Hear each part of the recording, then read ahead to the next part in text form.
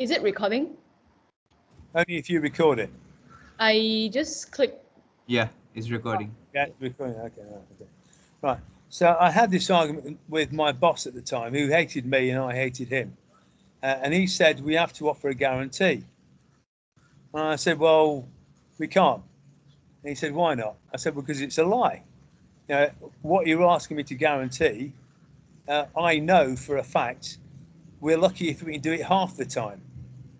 Never mind 99% of the time, we can't do it half the time. And he said, we have to because our competitors do. And I said, okay, so what do we do if somebody complains? He says, we give them the money back. I said, that sounds pretty pathetic. And he said, yes, but it will work. And I said, I think you're wrong.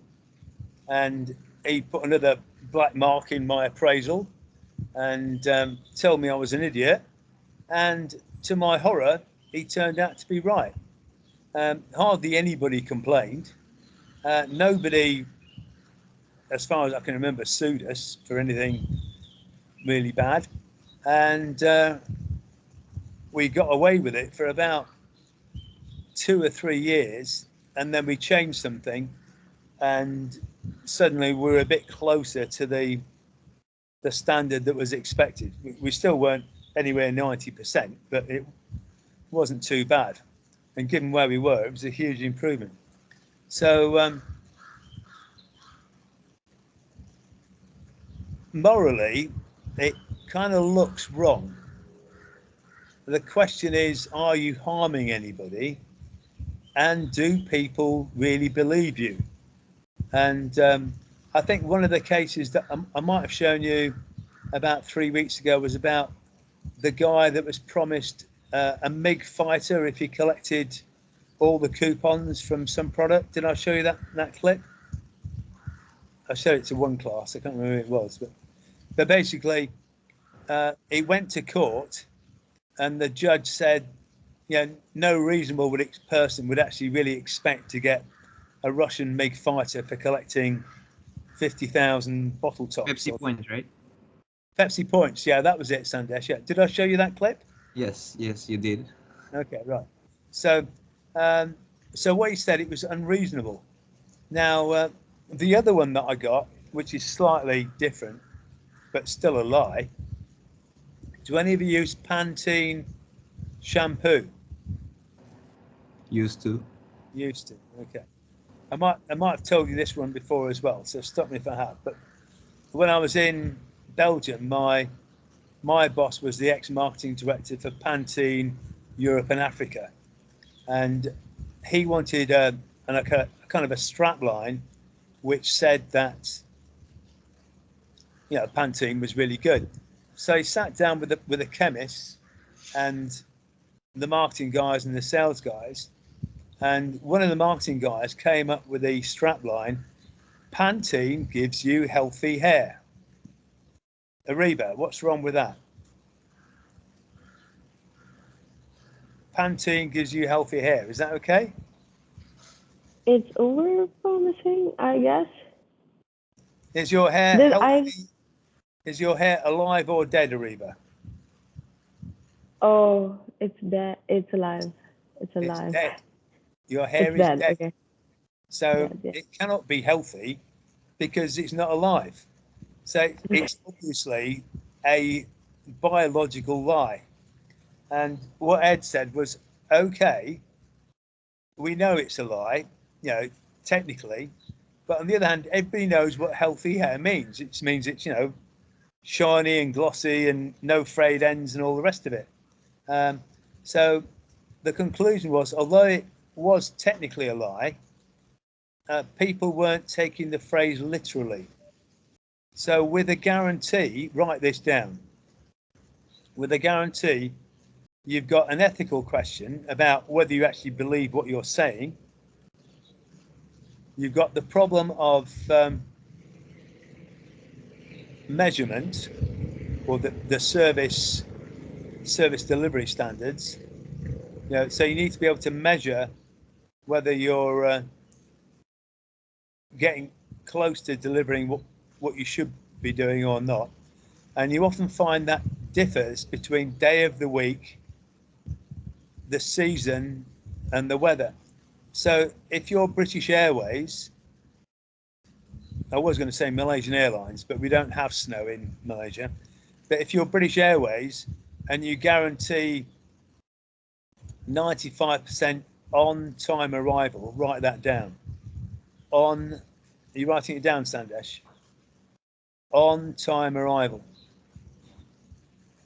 So if you guarantee 95% on-time arrival and there's heavy snow and fog, what do you think is going to happen to that standard? It's just gone. Gone. So you're probably talking about an average 95% arrival, which if you any sense as an operations manager, you will average over a year or a month or a quarter. If you've got problems with the winter, you want to do it over the entire year, because it's going to be the winter and the autumn when you have the problems with fog and snow. So there's a moral question. Then there's a question of what's the compensation? Is it literally just only a money back guarantee, which nearly all of them are? Or are you saying that you will complete the mission no matter what?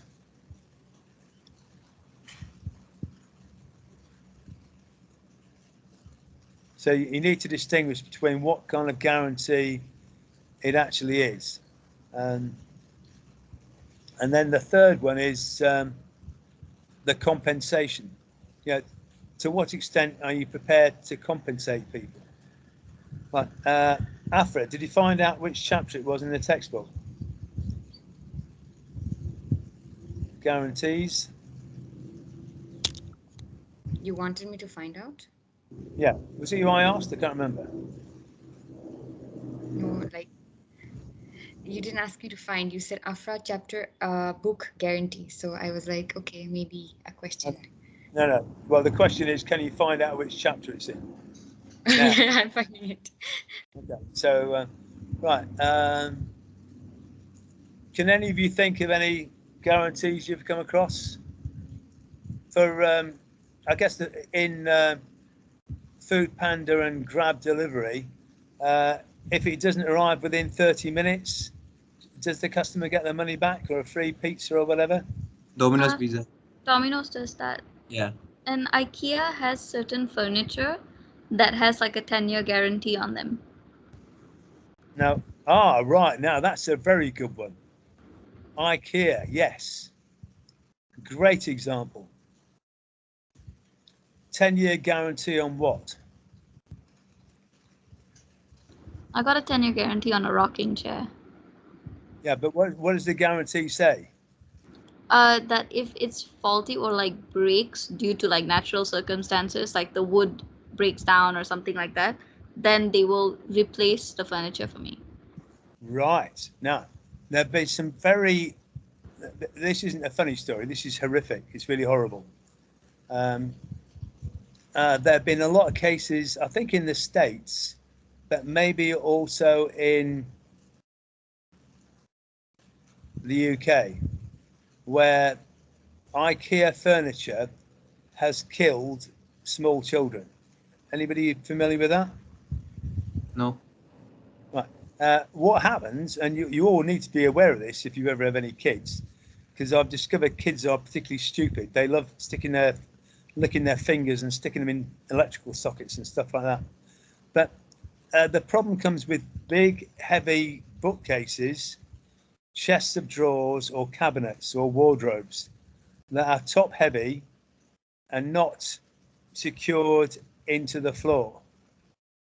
And what happens is little Johnny or whatever climbs up, age about 3 or 4, climbs up to the fourth drawer level, pulls it out, and then the whole structure then falls on him and kills him. This is pretty horrible. Apparently, it happens a lot. Nusrat, when I say it happens a lot, how many cases do you think I'm talking about? It happens a lot. I think 40%. Can't be 40%, Nusrat. If it was 40% of all American children got killed by IKEA furniture, they'd have invaded Sweden and nuked it by now. It can't be 40%. No. How many instances of death do you think, Nusrat? It's got to be a small number. It can't be very big. Sorry, Michael, can you repeat the question? How many American children, and I don't know the answer to this, somebody can look it up. Sandesh, can you look it up? How many American children get killed by falling furniture in a year? I think probably 7 to 8. Yeah, I suspect that sounds about right. Not that many. Now, if your 4-year-old child, Nusrat, gets, this is a bit of a horrible vision, but smashed to the ground and killed, and IKEA offers you a new cabinet, how happy are you? Not at all. No, you're going to be livid. But that's the sort of problem you have with guarantees. What are they guaranteeing you against? You know, the one thing that I found out, which I think is morally corrupt about Malaysian car insurance companies, is they do not insure you against floods. That's taken as being an extraordinary item. Now, in the UK, a flood would be an extraordinary item, but floods in Malaysia happen, all the time, and they're excluded. And the reason the insurance companies exclude them is it would cost them a lot of money. And I think that's bad. I don't know what you think. Sophia, what do you think about insurance companies excluding floods from their motor insurance? You mean in the UK or? No, not in Malaysia. They don't include it. You have to ask them for it. And if you don't ask, they don't tell you. Because it's like natural disaster, so like. Yeah, but we're not talking about like sort of nuclear war or sort of a hurricane. We're talking about something which happens often. Every, I think that's morally a bit questionable. Right, after you found the chapter, which one was it? The chapter number.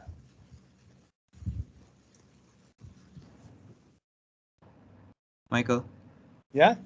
In Google, it says from between 2000 to 2019, 451 children died because of falling furniture. Chapter 7. 451 in 20 years. Right, so that's about 20 a year, is that right? Yeah. Right, so Nusrat, you were pretty close there. Michael, chapter 7. Yeah, I got that. Okay, thanks.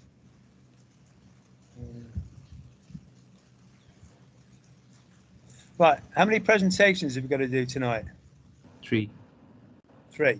And despite vigorous lobbying for various quarters, we're still saying 20 minutes each. Is that correct? 20 plus. 20 plus. Okay. Right. Okay. Let me just quickly show you chapter 7. Now, Afra asked about chapters you want to read. Chapter 7 is the one that talks about service guarantees, I think. Right, can you see that? Yes. Yes. Okay. Oh yeah, service guarantees. Okay. So I think all of the stuff about complaints, the British tend not to complain. The Americans complain a lot, which is why you always want an American with you if something goes wrong.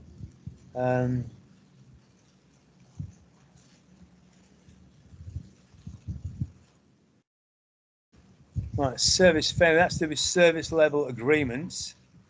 Service recovery is what you do to improve the situation at that point in time. This is the famous tip of the iceberg diagram. 50% of customers may not complain or do not complain. And if the complaint goes to a frontline employee, will that actually get up to senior management?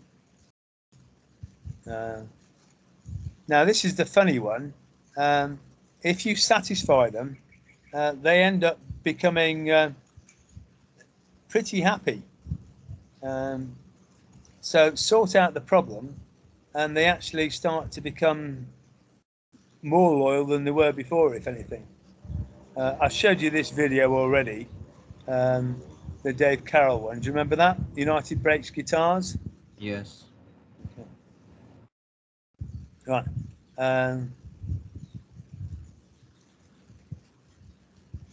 Right, so this is the service recovery paradox. And I think one of you shared a paper on this a while ago. And the weird thing is, people are stupid. Even if you mess up, they end up becoming more loyal and more satisfied than they were before you messed up. And you think, well, that's completely irrational and illogical. How can that possibly be? And I think I told you the story about that company in Southampton or Bournemouth that kept ringing up new customers and telling them there was a mistake, and then miraculously they sorted it 3 hours later and sent out a driver to intercept the person that was already driving at 120 miles an hour up to Manchester with a 3-hour head start. So mathematically impossible.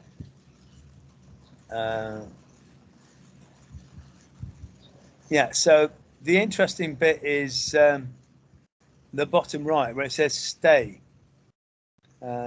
So despite the failure, the customer stays with you. And not only do they stay with you, but they may be more loyal than they were before. So if something goes wrong at the restaurant, I'm guessing you don't do this, Sandesh, but if you've got a young couple at a restaurant and something goes incredibly badly,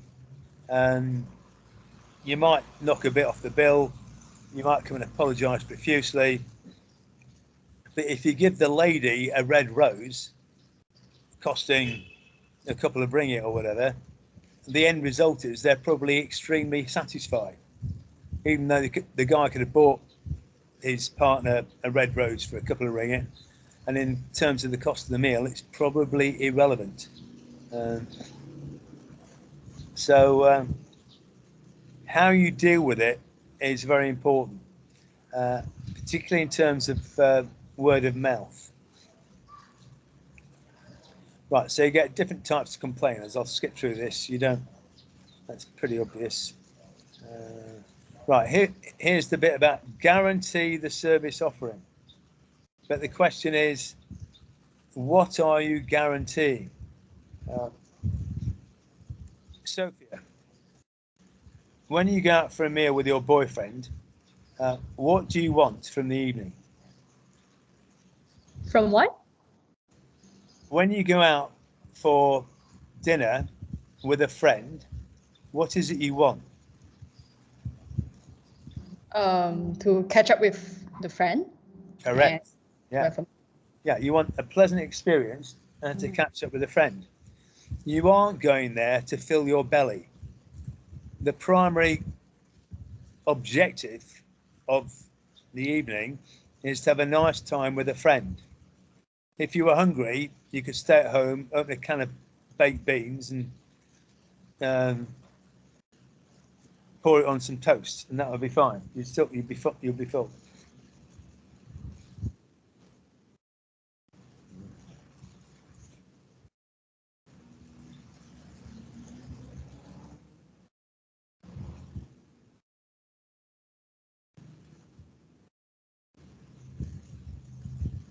Right. Did we go through this before or not? I don't think we did we? no, I think. Okay, right. So this is kind of relates to guarantees. It's about remedies, so it relates to guarantees. So the first thing is they want to be treated like another human being, adult to adult. They want you to bleed. They want the company to say, I'm really upset that you're upset. You know, I understand how you feel. They want an assurance that that won't happen again, which we all know is impossible because it's quite likely it's going to happen again. But you're going to do your best to make sure it doesn't. But you know, bad things happen. They want their problem solved, and even when it is solved, they still want to know why it happened. And the worst thing you can actually do to people is give them a scripted response. You know, just read off the card what you say to an angry customer. So these are all things that Sandesh and Sophie have come across in the past, I would guess. Is that right? Does this ring true? Yes. Is there anything that's not on the list, Sandesh?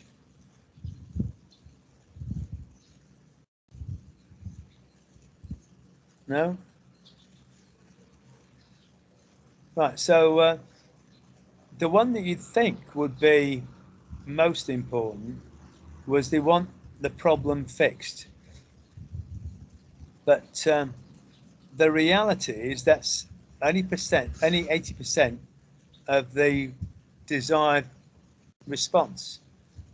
93% is the subjective human quality of treating the customer as a person.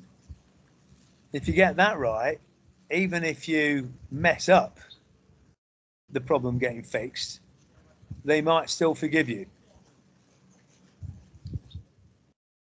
Right, and then we get to the money back guarantee or a free product or something like that. It's kind of not that important, you know, about 50%, 57, 44, 42. The interesting one, which I found a lot, is number 3, express my anger. So on programs where they teach you how to deal with difficult customers, the advice is always not to interrupt the customer, not to question him or her too much, and let them shout at you.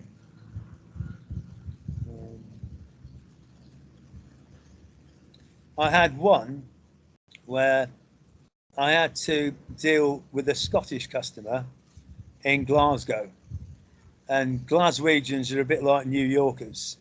They swear a lot and they're very aggressive. And I had to fly either from London or Brussels, probably London, up to Glasgow to meet this customer. And the sales manager pleaded with me to come up. And I said, well, what's the problem? And he explained the problem, and it was like horrific.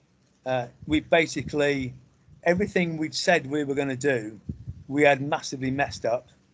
All he was trying to do was send something from Glasgow to Edinburgh, which was about 100 kilometres apart. And if you walked it, you could probably walk it in about 3 or 4 days. We took more than a week to deliver it. And for most of that time, it was lost. And I won't go into the reasons why we lost it. But, well, basically, there was fog and snow in Brussels. And the plane got stuck in the fog and the ice in Brussels. Trying to explain to the customer why a parcel that had to go from Glasgow to Edinburgh had to go something like 1,500 kilometres south to Brussels in order to come back up again to Edinburgh, he just didn't get. But I went up there, and the sales manager said, what this guy is going to do is he's going to shout at you. I said, yeah, that's what I'm expecting. And we got into the guy's office, And he said, are you the manager responsible for this fuck up? And I said, yes. And he then proceeded to tell me what he thought of me, what he thought of my company, what he thought of the situation, and how furious and livid he was. And he shouted at me for about an hour and a half. And at the end, I said, I'm extremely sorry. I feel your pain. This should never have happened. Obviously, we won't be charging you. I really empathise with your situation. And he said, that's nice. I'm really glad you've flown all the way up from London to apologise. I think the best thing we can do now is you take me out for an expensive meal. And I said, yeah, sounds fair to me. And we went out for an expensive meal, and he stayed an extremely loyal and very valuable customer. That's my cats having a fight behind me, don't panic. They stayed extremely loyal. So basically, I saved the day. And the way I saved it was for about an hour and a half, not saying anything. I just sat there and let him shout at me. And what the customers want is to be heard. So offering a money back guarantee is kind of missing the point. But it sounds good. And if all your competitors do it, Jolene, you probably better do it too, unless you've got an incredibly good reason for not doing it, like you're a Buddhist monk or something.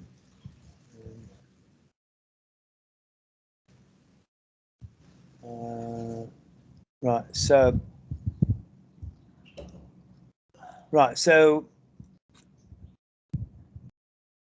the second point, for tangible products, a guarantee is often done in the form of a warranty. Okay, so that's probably a word that you might want to use. Write that down, warranty.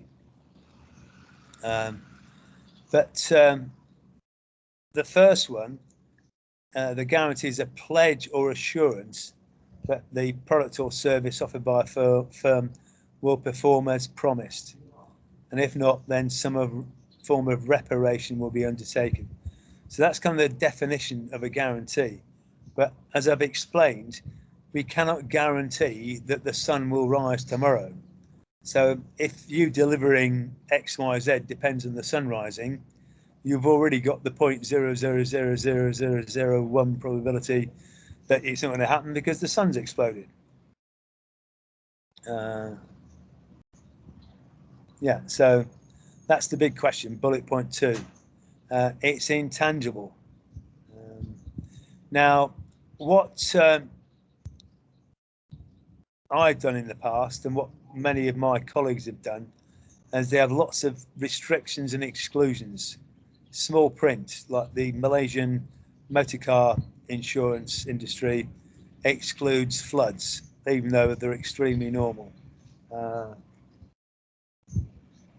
And the firm should guarantee elements of the service that are important to the customer, like floods. Usually, service guarantees have got lots of terms and conditions to limit your liability. So that's another word you want to write down, limit your liability. But if you make it too restrictive or too much legalese, you alienate the customers.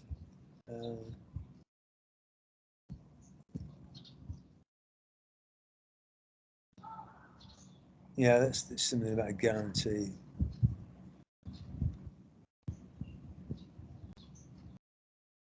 Right, now just spend a bit of time on this slide, then we'll take a break.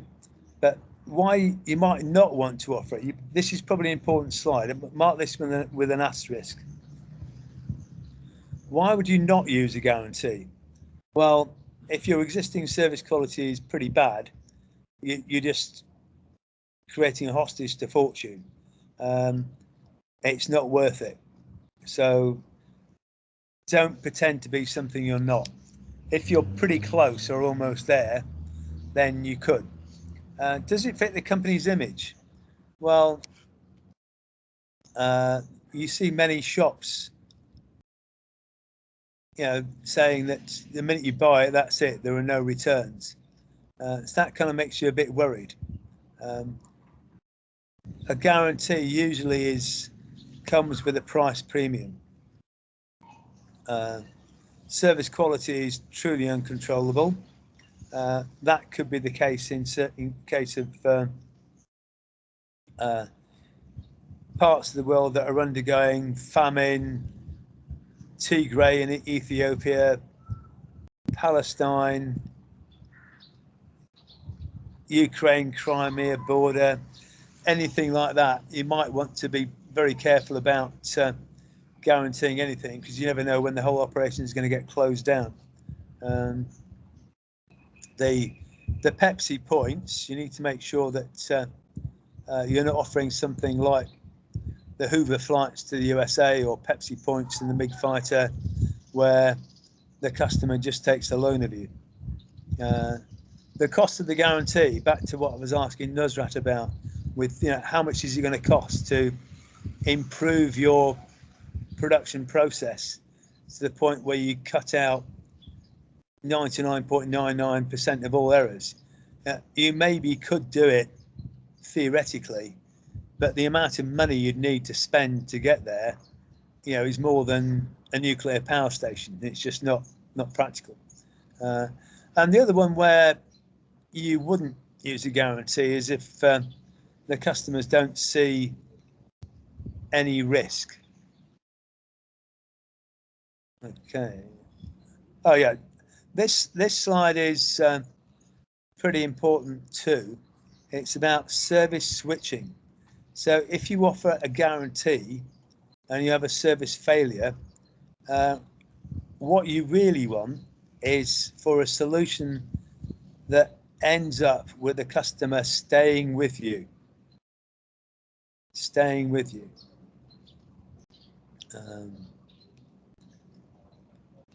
Now, third box down on the right, ethical problems.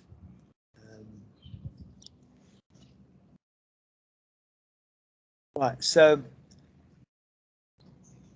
Tasha, is ethics important? Extremely. Extremely. Yep. Everybody agree with that?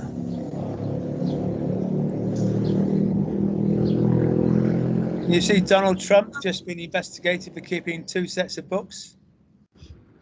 I think in the sense of the workforce, it depends on the company you're working for.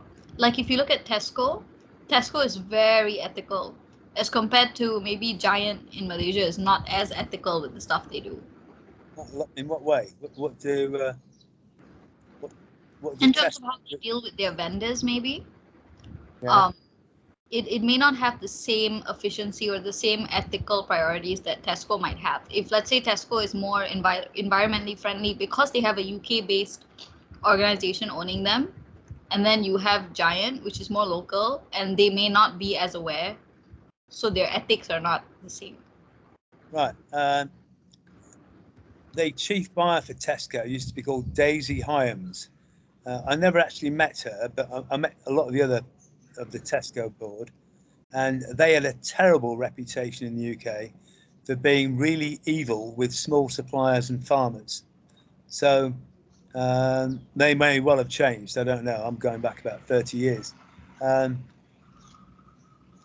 But once you get a bad reputation amongst suppliers for ethics or whatever, suppliers will talk to other suppliers. So it's just like customers, word of mouth. You get suppliers, word of mouth as well.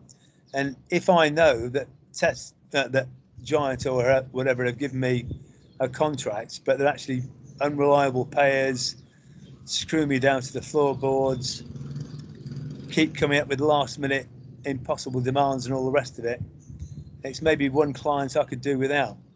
So ethics is important, and don't think I'm encouraging you to be bad, because I'm not. I definitely don't want to do that.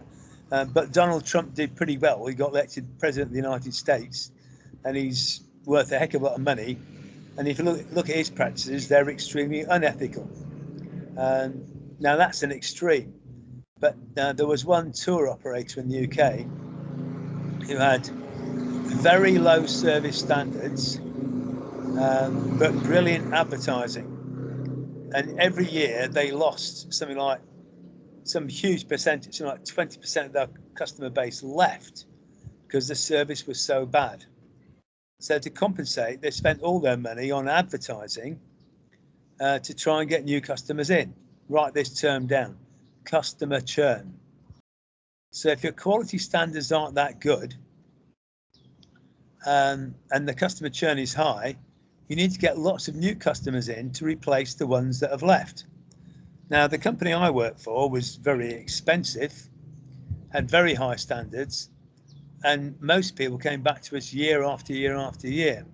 So we ended up not needing to spend quite so much on advertising because, and Jolene and Sandesh will remember this, cognitive dissonance. They all thought they'd made a good purchase last year, so they repeated it this year and just booked with Wings Holidays again. So I think the point with ethics, guarantees, service standards, all comes back to the question of the 7 Ps and product. What is the actual product quality? What quality standard or SLA are you going to offer to the customer? How confident are you can meet it? And what are you going to do when you mess up? And no matter what you do, you cannot get to 100%. So you do know that at some point you're going to be in front of an angry customer trying to justify your actions. So, and I think all of you will end up in that situation very soon in your working lives if you haven't already done so. Right, any questions on guarantees? Okay, right, so I guess what I've been describing is how you think critically through a problem. If you get a question in the exam you don't know anything about, don't go to the chapter in the textbook first, because all you'll end up doing then is panicking about, well, like some of those diagrams I showed you, sort of trying to redraw some complex multi-box diagram. If it was a question about guarantees, I would say, you know, the outcome you're looking for is the customer stays. Write this term down: share of wallet and customer lifetime value. You don't want the customer to leave and you want him to repeat purchase. The opposite of that is he leaves or exits. So you've only got 2 main outcomes: disaster or possibly wonderful results, whereby you've messed up and the customer actually loves you even more than before you messed up. Right, any questions on that?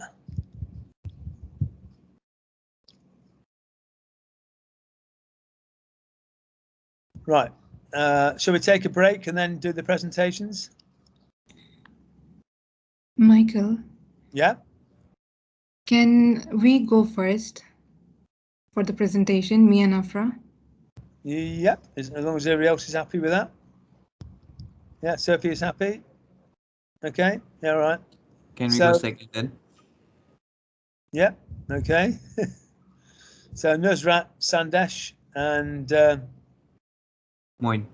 Moen. Okay, I'm sure Moen's okay with that. You're letting the ladies go first, aren't you, Moen? Okay, so how long do you want? 15 minutes? A break time. Break, not for the presentation. How long? 5 minutes. 5 minutes, is that? Well, 5 minutes is fine for me. Can we just have 10, because I hope I can get my prayers done by then. My prayer is at 7:28, so I'll need only 5 minutes to pray. What time's your prayer time, Moen? We can all Similar have to a us. 15-minute break. Moen, when's your prayer time? Similar to Asim's. So 7:28. Yeah. Yep. Oh, that's okay. It's about 15:15 now, isn't it? So 15 minutes. Is that right? Oh no, you need to go and pray at 7:28. Is that it? Yeah. Oh fuck. Oh, okay. Well, what we can do one thing, Sophia and the rest could get their presentation done. No, I'm not happy with that. You all need to see each other's. How long do you need for prayers? 15 minutes? No. 5 minutes. Just 5 minutes. Oh, 5 minutes. Okay. So come back at. So this is about a 22-minute break. Come back at 25:02. Is that okay with everybody? Okay. 25:02. Okay. See you then. You can stop recording for a bit if you want, Sophia. Oh, okay. Yeah. Okay. So see you at 25:08, and we're kicking off with Nusrat and Okay. Afra.